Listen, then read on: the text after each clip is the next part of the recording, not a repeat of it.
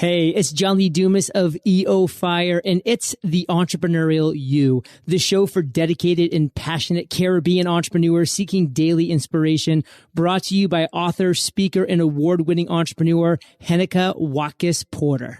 You must be prepared to ignite.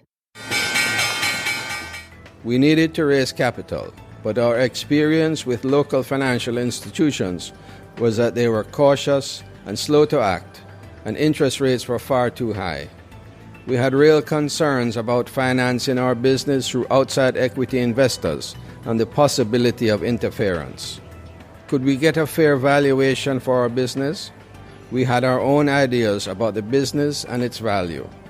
Should I go the traditional route of bank financing, or should I try the Jamaica Stock Exchange? So we made a call and experienced transformation of our business through conversations. I'm John McLead, CEO of Jamaican Teas, and we're listed on the Jamaica Stock Exchange. Give us a call today at 876-967-3271 to begin your transformation through conversation. We want to see your company listed on the Jamaica Stock Exchange.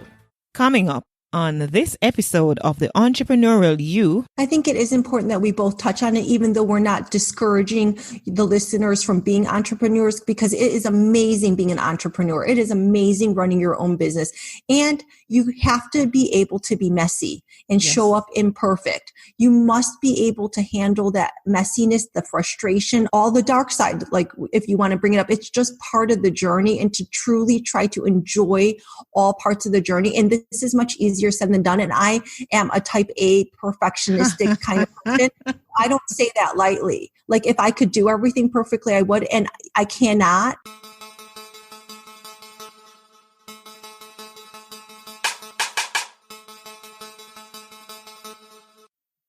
being a mother is an attitude, not a biological relation. Robert A. Heinlein. Greetings, my people. It's always a pleasure when I get to come around this microphone and to have a conversation with amazing guests and to, bring you into my space, and you allow me to come into your space. I'm really grateful for that. So welcome to episode 149 of the Entrepreneurial You podcast. I'm your host, Heneka Watkis-Porter. Today's episode is with Kat McLead, and Kat is the creator of Pinpoint Your Perfect Business, the proven framework for pinpointing your perfect niche for high profit, high purpose, and a high pleasure business while staying mom first. Kat helped sex workers transition out of the adult industry into high profit entrepreneurship 13 years ago. And that's how she developed the Profit and Purpose framework, which has since been refined and is now designed specifically for busy moms. She started her first multiple six-figure business 20 years ago and hasn't slowed down since, not even after having her son. So I'm really looking forward to having this conversation with Kat on starting your own ideal high-profit business as a busy stay-at-home mom. Welcome, Kat. It's a pleasure to be here. Absolutely. Before we begin, where in Jamaica would you like to visit? I've never been to Jamaica, so all of it would be great. Right answer, right? When you've never been, just about anywhere. Okay, and if you are here, be sure to connect with me here, and I'll be happy to show you around someplace. That would be so much fun. All right, so our conversation, as I mentioned in the intro, is going to be surrounded on the topic, starting your own ideal high profits business as a busy stay-at-home mom, but I'm not gonna lie to you, Kat. Before, when I first saw the sex worker thing, my interest, of course, did get piqued. And so let's start there. How did you help sex workers transition out of that trade? Is my second year graduate school project. I picked helping women transition out of the adult industry. And I had no intention at that point in becoming a business coach. I was getting my master's in psychology and studying therapy, counseling. The reason I picked helping women transition out of the sex industry is because I started my entrepreneurial experience with my multiple first six-figure business in the adult industry. I owned a men's fetish business. So I knew what it was like to be making a lot of money and having a very challenging time leaving an industry that you're used to making so much money. So I really knew what it was like to feel trapped in a business that you did not like, yet feel powerless or addicted to the money or whatever the case may be. And that's how I knew that high profit for the time spent was extremely important. It's not just something that we all want. I mean, I would venture to say a lot of people want high profit for the time spent, but for me to help the women transition out of the sex industry, it was necessary in almost all of the cases for that scenario to occur. All right. So you didn't mention that you started as, a men's fetish business. Question, because I know my audience and they're thinking, all right, so I want to hear a little more about that. I want to hear, so what led you in the first place to go there? How did that begin? And when did you start having those ill feelings, as it were, toward that business? I grew up in a very abusive home where I felt scared for my life and threatened for my life. And one of the ways that I was able to leave that environment was becoming a exotic dancer. And I moved out to Los Angeles and did not want to do lap dancing, which is common here. So I answered an ad to be a dominatrix because there's no sexual relations involved and no touching involved. So, and it helped me turn the tide on the abuse that I experienced. After about 6 months or so, I really hated it. At first, I liked it. It was fun. It was different. It was crazy. I was 21, turning 22. It felt like I was 22, and it felt really just different and fun. I don't know what else to say about it. And then it didn't. And then it felt like work that I hated. So I niched down to the part that I hated the least or enjoyed the most, whatever way you want to look at it. half empty, half full, whatever. I thought I would have to get a quote unquote normal job, and instead my business exploded. So my first extremely successful business was almost by accident that I found out that the riches are truly in the niches.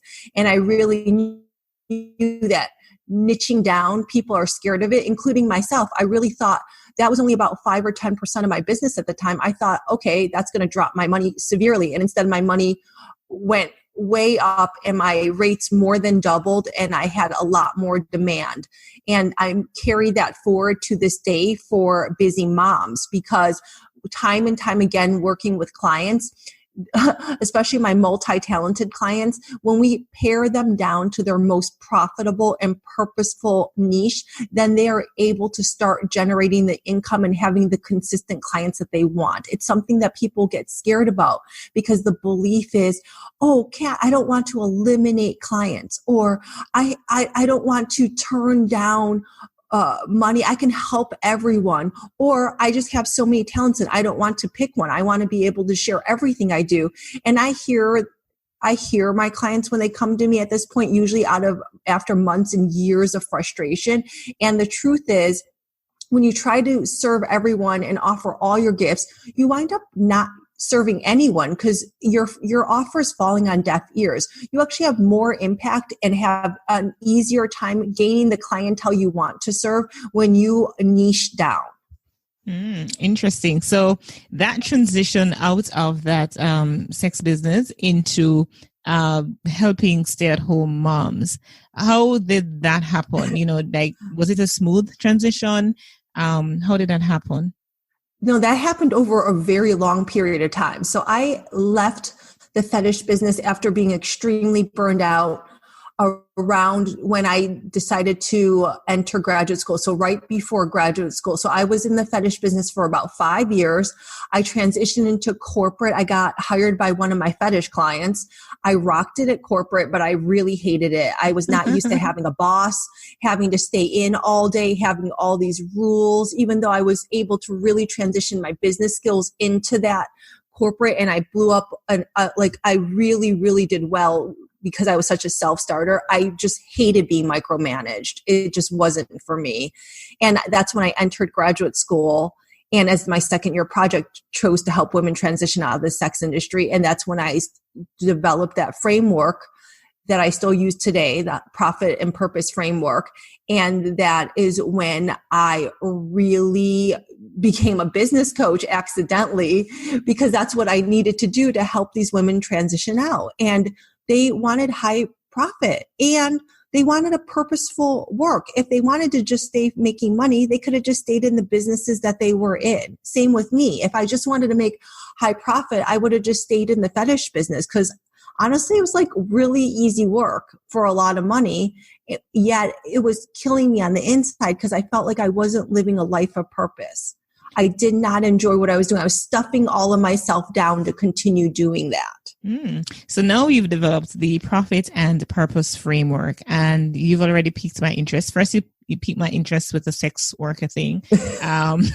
Yeah, sex sales, right? And then now you're piquing my interest with your profit and purpose framework. I want to hear about that. What is it and what does it do? How does it help your clients? It's now transitioned easily into busy moms, because if you're a busy mom, you understand that you have a full-time job that you don't get paid for called mom. And right. And we want to do our mom jobs really great. And I love being a mom, and I love being a mom first. So that also requires high profit for the time spent. What so many people tend to make the big mistake of is that they start businesses that were never going to be highly profitable from the very start. So they start businesses and they put so much effort, months or years, into businesses that were going to fail. For instance, like one of my clients came to me after trying to make a jewelry business for over a year. And she never made more than about $100 a month. Another client came to me, same kind of story, trying to do a lesson plan business, an online lesson plan business. I don't think she made over $20 a month.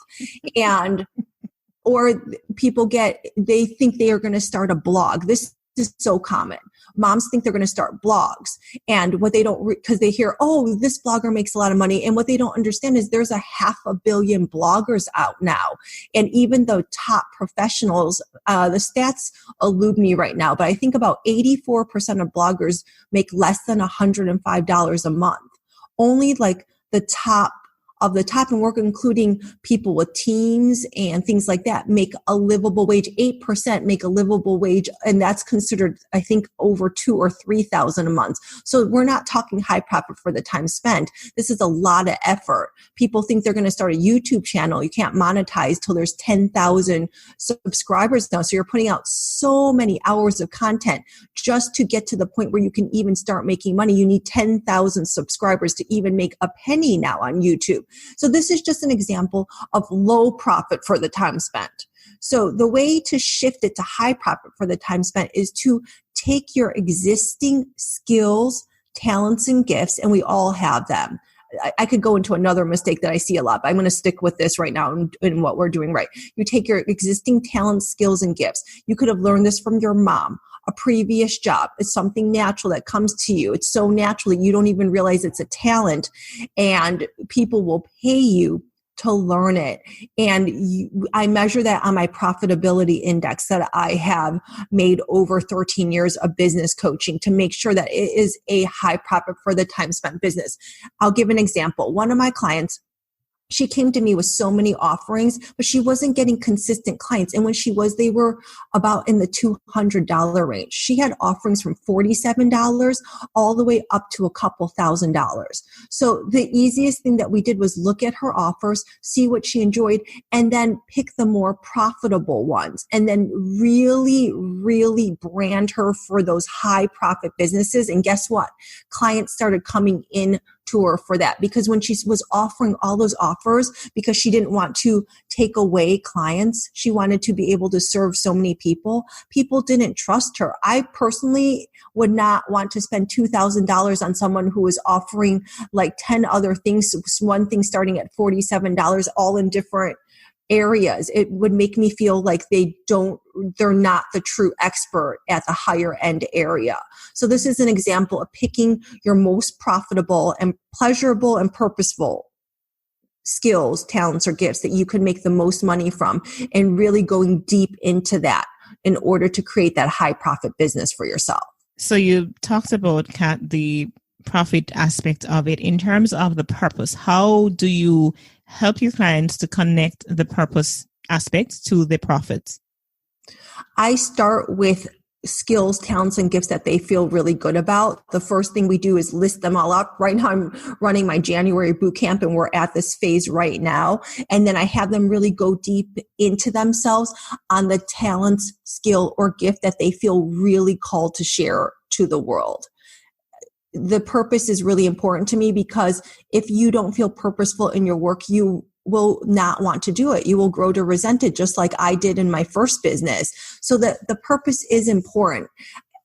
If you're just caring about money right now, then I understand a lot of people do that, but in the long run, it's not sustainable unless that really gives you all your drive. It's just not sustainable to grow a business. And if you're going to grow a business, you're going to put your energy and your time into it. Why not grow one that you feel really good about and make high profit with? Mm-hmm. And so what is it about moms? Why moms? Why that focus? You could have chosen any other niche, right? Oh, I forgot about that part of my story. I ended at women transitioning out of the sex industry. That was 13 years ago that I started doing that. And in that time period, I fell in love. I became a pampered stay-at-home mom. My husband is a high earner.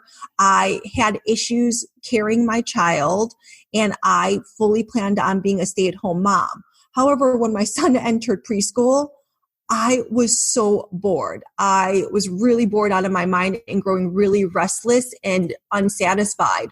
And I luckily was talking to another mom and told her how I was feeling, and she felt the same way. And I helped her start her business, her first business, for free. I mean, I just did it just to be me again. And then since then, I had been doing it part-time in my local area, in my local circles. And then when my son entered school first time, I brought my business online so that I could help more people and have it be more part of my life. But I'm still there to see my son off every day at school, and I pick him up every day, and I make sure that I personally work about 15 hours or less a week. So I'm mom first. Mm-hmm. So describe to me the sense of fulfillment that you get from doing what you do, Kat. It feels really great sharing my talents and gifts with other people and helping moms. Like one of my clients who was struggling for a year and a half on her own. She didn't even get a single client on her own, and she was on the brink of giving up on herself. And it felt amazing. Within 3 weeks of us working together, she got her offer down pat. She got her first paying client. 2 weeks after that, she got her second paying client.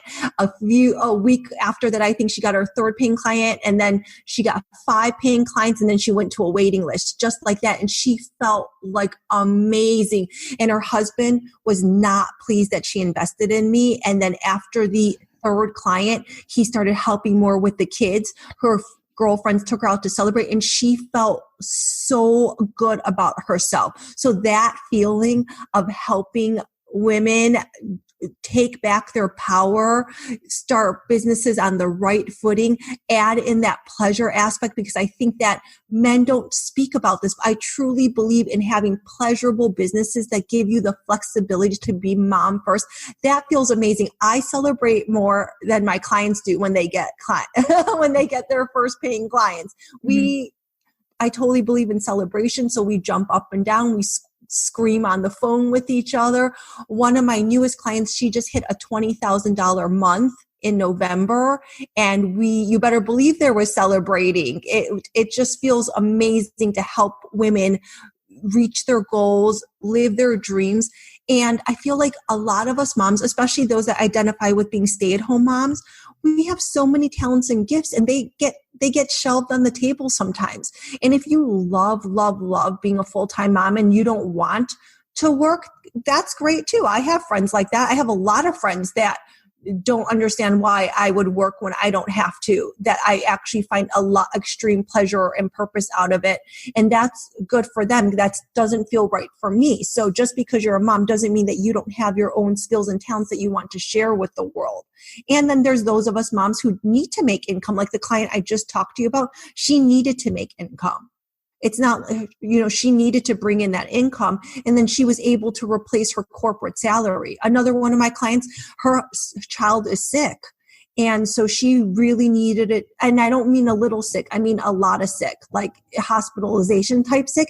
And she needed to replace her corporate income. And we were able to niche her down. And she works 10 hours a week remote from home and makes just as much as she did in her corporate gig working full time in an office. Well, those that are listening, the audio only, will hear the passion in your voice. And those that will watching, will see the passion on your face as well as in your voice. And I can tell that you have indeed found your purpose. And it has been, based on your story, quite a journey for you to get to where you are now. I want, as we are on the wrapping up end of our conversation, I want you to share with my community what your blueprint is, for starting a successful business, and particularly for those stay-at-home moms that, maybe like you felt bored, feeling bored out of their wits, and they just think, what do I do? What's the blueprint for starting a successful business? Well, I have the 4 key steps to starting an ideal high profit business, and they are essentially for a stay-at-home mom. It's to pinpoint your perfect business idea. You got to start with that. Then you have to craft your right offer. You have to craft an offer that people want, not something that you want to share. Actually listen to your audience and see what it is they want, what they need help with. So that that when you bring your offer out, that you're helping people. This is something that they need. Then it's time to command your premium profit. So a lot of moms, they price themselves way too low. I did this myself in my first business. That's why I over doubled my prices. And then I still left money on the table looking back. So being able to ground in your premium pricing, because you are more like a boutique. You're not trying to be a Walmart. You are a busy mom and you're offering a boutique service. And then lastly, land paying clients. And you do this by niching down tight, positioning yourself as an expert, helping your people see how you're going to help them move from their biggest problem to their pleasure, what it is that they actually want, and how you are going to help them do that, and giving them value along the way. Do you have any last words for us? Yes, I do. I just want to point out that this is not a success only journey. I don't want to leave in a bummer way, but I just feel like in this interview, it just seems all bright and shiny and easy. And it's not. It takes a lot. It takes a determination for success so that you show up consistently and make it happen. And along the way, it's messy and you stumble here and there, and you just got to look at it like you're testing things out. The more scientific you can be in your business, the more curious and the softer you are in yourself, the easier success will come to you. And that softness means that when you try something new and maybe it's not the results that you want, that you congratulate yourself on trying something new, because that's part of business. And if you need help with it, then hire someone to help you that you resonate with, or get the support you need, because that's going to shortcut your success. When I took my business online, I invested in a mastermind with a multi-7-figure coach who had been running a multi-7-figure business online for 5 years to help me shortcut my way to success. You hit a very important point toward the end of our conversation. It's not all, bed of roses, as we say. It's not an easy road, So I shared in an interview, which is, a solo episode of this podcast, which I did. And by the time this airs, it would have been last week that episode releases. So it's releasing this evening as we're speaking. And I did share that point of that podcast episode is to share the highs and lows of 2019. And I did hit some very low lows. And I thought it was really important to share those, because people see us and they see us on TV, they see us in the media, see us wherever it is. And, you're on social media. And people really get the impression that it's all glam and glitter. But there's a darkness to entrepreneurship that I'm glad you said that, even though the questions I asked didn't bring that out, but I'm glad you said it in the end, because we must understand that it's not as easy as sometimes we make it appear to be, right? So thank you for sharing that, Kat. I think it is important that we both touch on it, even though we're not discouraging the listeners from being entrepreneurs, because it is amazing being an entrepreneur. It is amazing running your own business.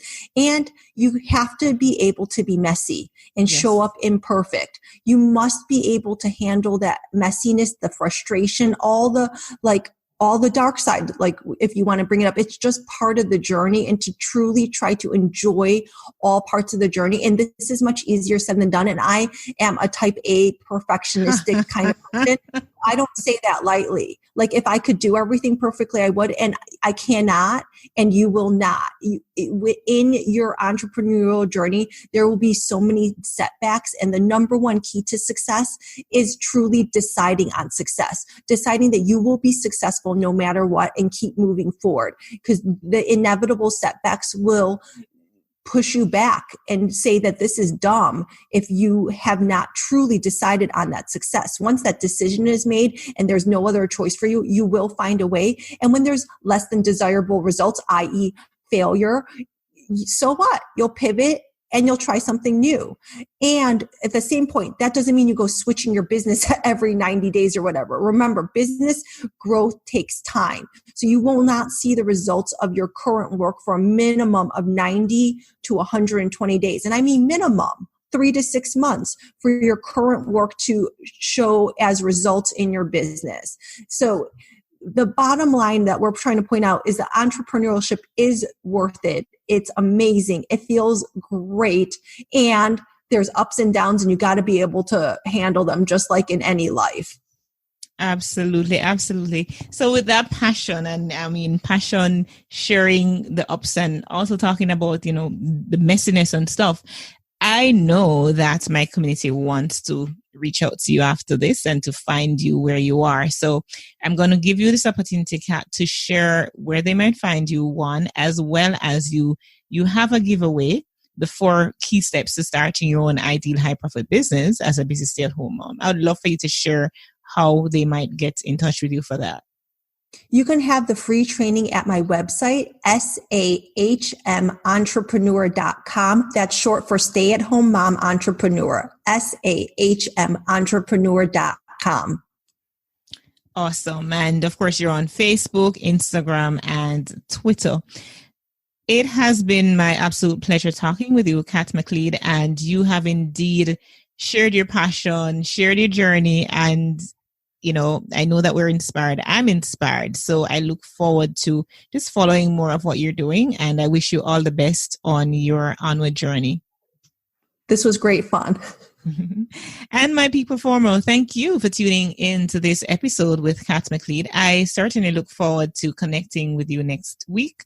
In the meantime, I do have an announcement that I've launched the membership program for a one-time payment of $30. You can get access to it, and here's what you'll get for that $30. I mean, it's just a giveaway, but I wanted to add something so you know that you have vested in it.